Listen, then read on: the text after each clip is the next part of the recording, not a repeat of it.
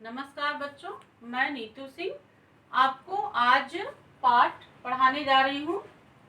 कक्षा द्वादश का विषय हिंदी कोर और पुस्तक का नाम है आरोह भाग 2 और पाठ का नाम है काले मेघा पानी दे और इसके जो लेखक हैं वह हैं धर्मवीर भारती। बच्चों, इस पाठ के बारे में पहले मैं बता चुकी हूँ। पैराग्राफ 1 से 4 तक पहले हमने पढ़ा दिया है और उसमें पाठ की समरी, जो पाठ का सारांश है, वो सारी बातें हमने बता दी हैं। अब हम यहाँ पर जो पाठ पढ़ने जा रहे हैं वह है पैराग्राफ 5 और 6। तो 5 और 6 पर आधारित जो महत्वपूर्ण बिंदु हैं वो मैं आपको बताऊंगी और उसे आपके सामने प्रस्तुत करूंगी, उसकी व्याख्या और उसको समझाऊंगी भी। तो आइए पढ़ते हैं पैराग्राफ 5 और 6। बच्चों, पैराग्राफ 5 और 6 आपकी जानकारी के लिए मैंने लिख दिया है कि यह अपनी जो पाठ्य पुस्तक आरोह भाग 2 है उसके पृष्ठ संख्या 102-3 पर अंकित है। अब आइए पैराग्राफ 5 में क्या है और 6 में क्या है, तो पहले हम 5 और 6 के बारे में जो उसके महत्वपूर्ण बिंदु हैं उसको मैं आपके समक्ष बता रही हूँ। 5वें पैराग्राफ में है कि लेखक का पानी डालने से इनकार करना। बच्चों, सभी आप जानते हैं कि जब बारिश नहीं होती है तब लोग तरह तरह के विधि विधान उपाय कर गए और सोचते हैं कि वह भगवान इंद्र को प्रसन्न करेंगे और भगवान इंद्र चूंकि बारिश के देवता हैं और जब वो प्रसन्न होंगे तो वो बरसात करेंगे और बरसात जब होगी तो अच्छी फसल होगी और जो इस धरा पे रहने वाले लोग हैं उनका जीवन जो है वो सुखमय हो जाएगा। तो पाठ में जो लेखक हैं धर्मवीर भारती जी और उनकी जीजी हैं, इन दो लोगों के बीच का ही ये पूरा वर्णन है। तो जीजी जो है वो अपनी परंपराओं रीति रिवाजों को निभाने वाली हैं, अनुष्ठानों को करने वाली हैं, लेकिन लेखक जो है वो नए विचारधारा के हैं। तो उनको ये लगता है कि इस तरह का किया गया जो कार्य है, जो काले मेघा पानी दे है, उसमें होता क्या है वो पहले पैराग्राफ में मैंने बता दिया था कि उसमें गांव में बच्चे जो है एक टोली बना करके निकलते हैं और गांव के लोग उनके ऊपर पानी डालते हैं और वह वहीं मिट्टी में लौटते पोटते हैं और इस तरह से उनका यह मानना है कि भगवान इंद्र जो है वो प्रसन्न होंगे और बारिश करेंगे।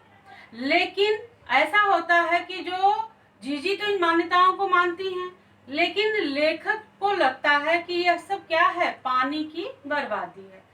तो जब जीजी के द्वार पर बच्चे, वह जो मेढक मंडली है जिसको इंद्र सेना भी कहते हैं, वह जब उनके द्वार पर आती है तो लेखक से जीजी जो है वो ये कहती हैं कि एक बाल्टी पानी इनके ऊपर डाल दो, लेकिन लेखक पानी डालने से इनकार कर देते हैं। तो इसी पैराग्राफ में इसका वर्णन है। वो इनकार क्यों कर देते हैं, क्योंकि वह इन परंपराओं को कहते हैं कि ये सब आडंबर है, ये सब अंधविश्वास है। जीजी के बूढ़े पांव का डगमगाना एवं हाथ पैर कांपना। बच्चों, जब लेखक ने मना कर दिया कि वह पानी नहीं डालेंगे, तब फिर जीजी ने स्वयं ही एक बाल्टी पानी उठाया और डगमगाते हुए, चूंकि उनकी अवस्था अधिक थी, अधिक आयु की थी, डगमगाते हुए पैरों से वह गई और वहां पर उन्होंने उनके ऊपर पानी डाला। उनके हाथ पैर कांप रहे थे, यह लेखक देख रहे थे, लेकिन चूंकि उनके दृष्टि से यह अंधविश्वास था और पानी की बर्बादी थी, तो वो लेखक ने जीजी की बात को नहीं माना। लेखक का मुंह फुला लेना। जब जीजी ने पानी उनके ऊपर डाला तो लेखक ने यह कहके कि यह सारी जो बातें हैं यह ठीक नहीं है, ये अंधविश्वास को बढ़ावा देती हैं, और इस तरह से वह क्या हुए, जीजी से नाराज हो गए और मुंह फुला करके बैठ गए। जीजी द्वारा लेखक को समझाना कि पानी फेंकना बर्बादी नहीं है, अर्घ्य देना है। बच्चों, जीजी ने फिर लेखक को यह समझाया कि जैसे होता है ना कि बड़े बुजुर्ग कुछ कहते हैं कि बेटा ये काम करना है, इस तरह के रीति रिवाज हैं, इस तरह की पूजा करनी है, यह करना है, यह नहीं करना है, तो बच्चे कई बार उसका विरोध करते हैं। तो यहाँ पर भी लेखक ने भी ऐसा किया था अब जीजी ने क्या किया कि उनको समझाया।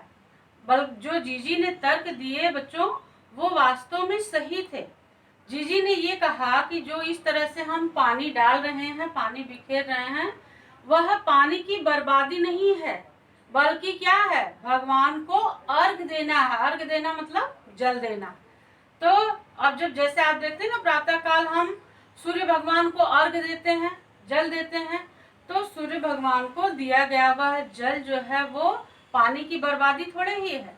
ऐसे ही मेढक मंडली के ऊपर पानी का डालना पानी की बर्बादी नहीं है, ऐसा जीजी लेखक को समझाती है। ऋषि मुनियों द्वारा दान को सबसे ऊंचा स्थान दिया जाना। जीजी लेखक को यह भी समझाती हैं कि बेटा, हमारे ऋषि मुनियों ने भी दान करने की परंपरा को सबसे ऊंचा स्थान दिया है, और वास्तव में दान करना अपने आप में बहुत ही महत्वपूर्ण और पुण्य का काम है। नाराज लेखक को जीजी द्वारा मुंह में मठरी खिलाना। फिर चूंकि बच्चे हैं और जीजी बड़ी हैं, और ये तो घर में भी ऐसा ही होता है कि बच्चे नाराज हो जाते हैं तो भी माता पिता क्या करते हैं, उनको मनाने की पूरी कोशिश करते हैं। ऐसे ही जीजी ने भी लेखक को अपनी गोद में लिटाया और उनको समझाया प्यार से, और मठरी जो है उनके मुंह में खिलाते हुए फिर से उनको समझाया। दान और त्याग में अंतर समझाना। फिर इस 5वें से 6ठे पैराग्राफ में यही महत्वपूर्ण बिंदु है। जीजी ने लेखक को बताया कि बेटा, दान और त्याग में क्या अंतर है उसके बारे में उन्होंने बताया। तो इस तरह से ये पैराग्राफ 5 और 6 के महत्वपूर्ण बिंदु थे। आइए आगे चलते हैं। बच्चों, ये जो 5 और 6 अनुच्छेद है, उस पे आधारित हमारी बोर्ड की परीक्षाओं में लघु प्रश्न आते हैं। 5 नंबर के प्रश्न आते हैं, 2, 2, 1। तो वह जो प्रश्न है वह क्या है कि वो पैराग्राफ पे आधारित होते हैं। ठीक है, तो उसी पे आधारित हमने आपके समक्ष कुछ प्रश्न जो है वो यहाँ पर प्रस्तुत किए हैं। लेखक ने किस कार्य से इनकार किया तथा क्यों? प्रश्न है, लेखक ने किस कार्य से इनकार किया तथा क्यों?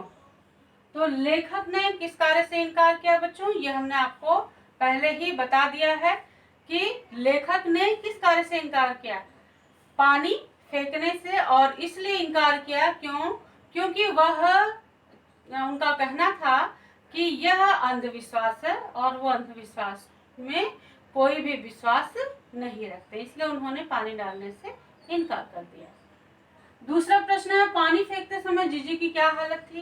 तो अगर बच्चों आपने पैराग्राफ ढंग से सुना होगा तो इसका उत्तर आपको ध्यान में आ गया होगा कि जीजी जो है वो बूढ़ी थी, और इसलिए जब वो पानी डालने गई तो उनके हाथ पैर कांपने लगे। जीजी ने नाराज लेखक को क्या कहा? जीजी ने नाराज लेखक को यह समझाया कि पानी डालना जो है वो पानी की बर्बादी नहीं है, बल्कि क्या है, पानी का डालना इस तरह से भगवान को अर्घ देना। संपन्न लोगों का दान वास्तविक दान क्यों नहीं होता? बच्चों, अगर आपको कहें कि कोई व्यक्ति बहुत धनिक है और अपने उस धन में से मात्र 10 रुपए निकाल करके किसी को उसने दान दे दिया, तो वास्तव में वह दान नहीं है। जैसे हम देखते हैं, हम कहीं से आ रहे हों और रास्ते में कोई भी व्यक्ति हो, भिखारी हो, आपका मन हो गया कि उसको हम दान कर दें। आपने अपने बटुए से 5 रुपए, 2 रुपए, 1 रुपए निकाल करके दे दिया और आत्मसंतुष्टि कर ली कि हमने दान कर दिया, तो वो दान की श्रेणी में नहीं है, बल्कि क्या है, दान। तो यहाँ पर आप देखेंगे, संपन्न लोगों द्वारा इस तरह का दिया गया दान वास्तविक दान नहीं कहलाता। वास्तविक त्याग किसे माना गया है?